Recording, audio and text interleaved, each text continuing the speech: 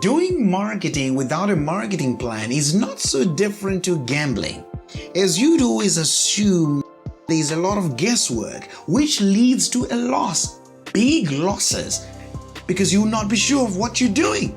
Like what they say, failure to plan is planning to fail. This is why in this video we're going to walk you through our 6 steps of building a strong and winning marketing plan. First is the mission. And one of the craziest things I see regularly with business owners, entrepreneurs, and marketers is they create a marketing plan just because. And what I mean by this is doing marketing without a clear goal or an attainable objective of anything. It's basically like waking up in the morning and say, hey, I need to do some marketing. And so typically without a clear mission, a business owner, marketer, or entrepreneur will run a new campaign and it won't bring in new business. And they'll start blaming the tactic or the media platform or basically the entire marketing industry, saying it doesn't work. Listen, if you don't know what you want to achieve, how will you know if you have achieved it or not? Here are the most important questions to ask yourself in this step. Number 1, why are we doing this? Number 2, what is the end goal? Number 3, what are we hoping to achieve? And 4th, how will we know if we have achieved it or not? Number 2, model. What is it that you're trying to promote? It's recommended to run one offer at a time. In fact, the tire offer is the best, where you offer your client a low-priced product until you gather enough momentum and trust. Then you begin to throw in other products. It's always a danger to throw all products at the same time, as a lot of products might cause a lot of confusion, and that will cause a client to decline from purchasing from you. Another key element in this step is to identify your ideal customer's problems, pains, struggles, challenges, and frustrations, and map out an ideal marketing funnel or customer journey. Important questions to ask yourself in this step is, what product are you trying to promote? Number 2, is this the thing we should be promoting? Number 3, is this our best or the highest margin offer? Number 4, do people actually want this? Or what else do they want instead? Third is the market. In this step, you have to establish and demonstrate your understanding of the market, particularly the ideal target market.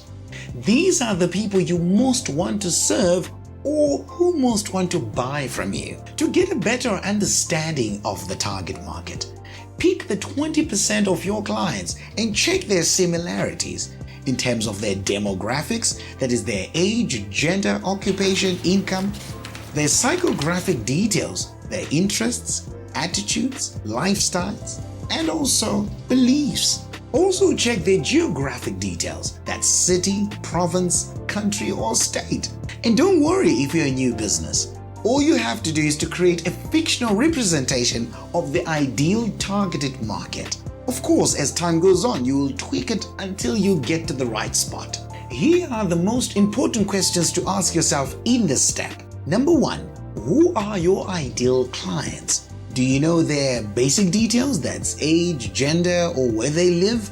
And 3, what about their deeper details like attitudes, beliefs, and interests? So mastering these will help you to create compelling messages that are impossible to ignore. Which takes us to the 4th step, which is message. The goal of this step is to help your customers uncover their biggest pains, struggles, fears, and frustrations. We normally refer them as miseries, as well as their wants, desires, goals, and dreams, which we often refer to as miracles. Now, the magic is when you show them that your offer can take them from where they are to where they want to be at. The more you understand your customer, the more your message becomes more attractive, more relevant, more specific, and most importantly, more appealing. These are the most important questions to ask yourself in this step. Number 1, what are my customers' biggest pains, fears, and struggles? Number 2, What are their biggest goals, wants, and desires? 3. How is my business positioned strategically to move them from their pains to their desires?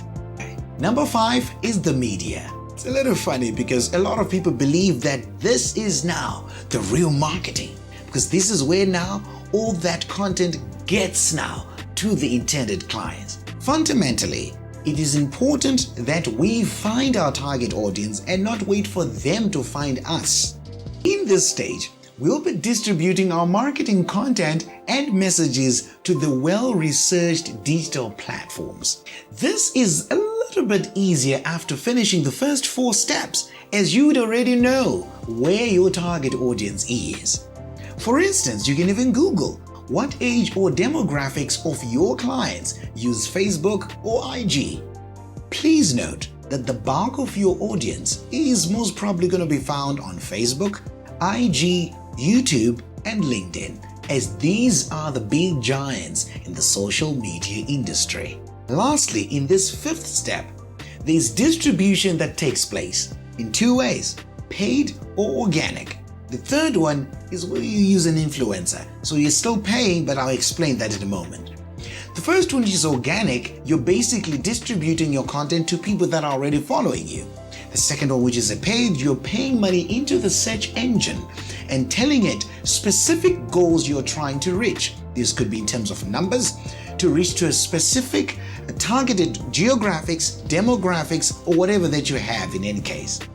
The 3rd one, which is involving an influencer, is basically where you involve a commercial influencer who comes to drive awareness. By posting on their platforms, they will increase awareness on your behalf. So in this step, here are the most important questions to ask yourself. Number 1, where do my clients spend time online and offline? Number 2, what social medias do they use? Number 3, how do they prefer to engage with my content? Number 4, what kind of content do they like? 6 is the moment.